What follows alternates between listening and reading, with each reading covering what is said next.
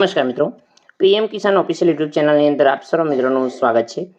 તો આજના વિડીયોની અંદર આપણે વાત કરીશું પીએમ કિસાન સન્માન નિધિ યોજના અંતર્ગત જાન્યુઆરી મહિનાની અંદર પીએમ કિસાન યોજનાની અંદર 16મા હપ્તા અંતર્ગત સરકાર દ્વારા 6,000 ને બદલે 9,000 રૂપિયાની સહાય મળવાપાત્ર થઈ શકે છે। સરકાર દ્વારા સૌથી મોટી જાહેરાત નવા વર્ષ અંતર્ગત જાહેરાત કરવામાં આવી છે।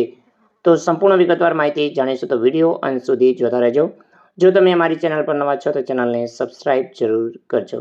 તો ચાલો મિત્રો, આજનો વિડીયો શરૂ કરીએ।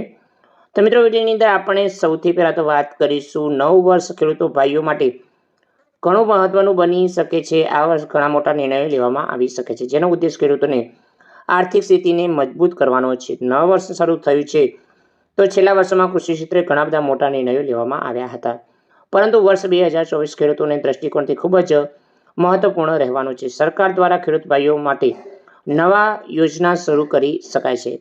આ ઉપરાંત પહેલેથી ચાલી રહેલી યોજના વધુ કેવી રીતે સુધરી શકે તે પર કામ કરી શકાય છે। જો આપણે પ્રધાનમંત્રી કિસાન સન્માન નિધિ યોજના વિશે વાત કરીએ તો આ યોજના દ્વારા દર વર્ષે ખેડૂત ભાઈઓને 6,000 રૂપિયા રકમ આપવામાં આવતી હતી, જે આ વર્ષે વધી શકે છે। રિપોર્ટ અનુસાર આપણે જાણીએ કે રકમની અંદર 9,000 રૂપિયા કરવામાં આવી શકે છે। તો મિત્રો, મીડિયા રિપોર્ટ અનુસાર આપણે જાણીએ કે ખેડૂતોને જે 6,000 રૂપિયા મળે છે એ હવે સરકાર પ્લસ 3,000 રૂપિયા વધારીને સરકાર ખેડૂતોને દર વર્ષે 9,000 રૂપિયાની સહાય કરી શકે છે।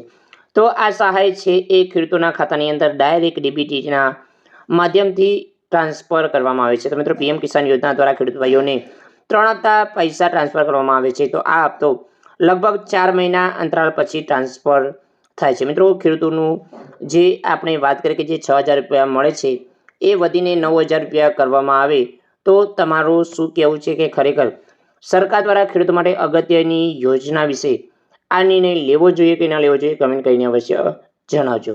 તો મિત્રો, વધુમાં છે કે ઘણા મહત્વપૂર્ણ નિર્ણયો લેવામાં આવી શકે છે તે જ સમયે કેટલાક નિષ્ણાતો કહે છે કે આ વર્ષે પાકના લઘુત્તમ સમર્થન મૂલ્યમાં વધારો થઈ શકે છે। આનાથી ખેડૂતોને તેમના પાક વ્યાજબી ભાવ મળી શકે છે।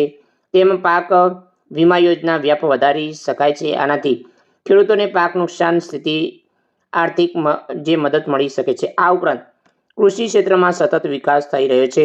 તો મિત્રો, આવી સ્થિતિ ખેતી કૃષિ મશીનરી ઉપયોગ અને ખેતીમાં ડ્રોન ઉપયોગ પણ 2024માં વધશે। મિત્રો, ખેડૂતો ભાઈઓને કૃષિ ક્ષેત્રમાં નવી ટેકનોલોજીનો ઉપયોગ કરવા માટે સતત તાલીમ આપવામાં આવી રહી છે।